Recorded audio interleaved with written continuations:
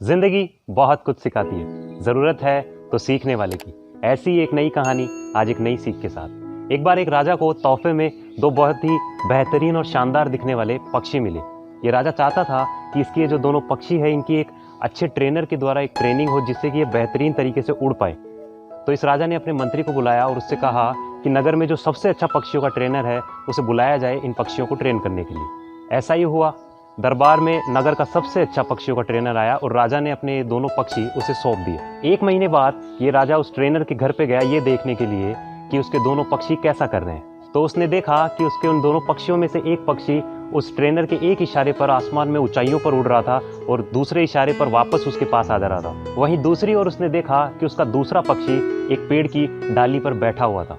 तो उस ट्रेनर ने उस राजा को बताया कि महाराज, मैं जब से इन दोनों पक्षियों को आपके दरबार से लेके आया हूँ, एक महीने से मैं इनकी ट्रेनिंग कर रहा हूँ और आप देख सकते हैं कि इनमें से एक पक्षी कितना ऊंचा उड़ रहा है और मेरे एक इशारे पर वापस मेरे पास आ जा रहा है। लेकिन इनमें से जो दूसरा पक्षी है, जब से मैं इन्हें लेकर आया हूँ आपके पास से, ये दूसरा पक्षी इस पेड़ की डाली पर ही बैठा है, उड़ने का नाम ही नहीं ले रहा है। ये जो राजा था वो परेशान हो गया। उसने अपने मंत्री को बुलाया और उससे कहा कि मंत्री, हमें लगता है कि हमें एक ऐसे आदमी की ज़रूरत है जो पक्षियों को और जानवरों को ज़्यादा अच्छे से जानता हो, उन्हें समझता हो।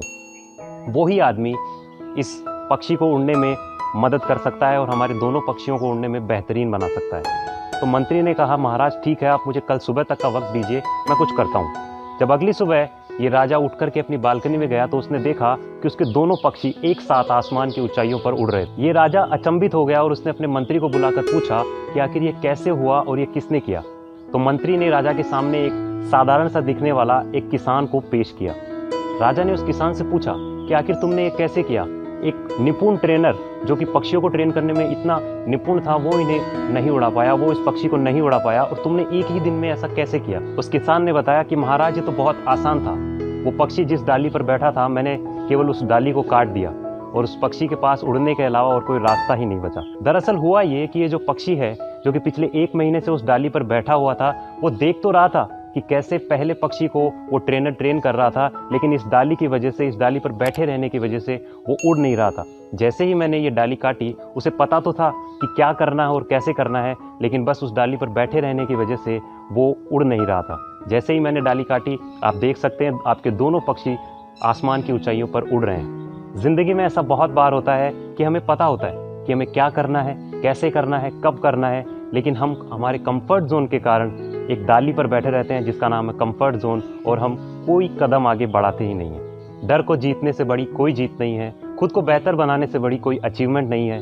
जो नज़र खुद में कमी देख सके उससे तेज़ कोई नज़र नहीं है, और अपने आप आगे बढ़ने से ज़्यादा सुहाना सफ़र कोई नहीं है। तो वो कौन सी डाली है जो आपको आगे बढ़ने से रोक रही है? उस पक्षी के केस में उस किसान ने उसकी मदद की थी उस डाली को काटने में, लेकिन असल ज़िंदगी में आप कब तक ये इंतज़ार करते रहेंगे कि आपका कोई दूसरा मदद करेगा उस डाली को काटने में, आपके कंफर्ट जोन से बाहर निकलने में आपकी मदद करेगा? कौन एक दिन ऐसा चमत्कार करेगा जिससे आपके सारे सपने सच हो जाएंगे? ऐसा सच में नहीं होने वाला है। आपको खुद ही अपने कंफर्ट जोन से बाहर निकलना पड़ेगा। जो चीज़ें आपको मुश्किल लगती है उन्हें धीरे धीरे करके बेहतर बनाना होगा।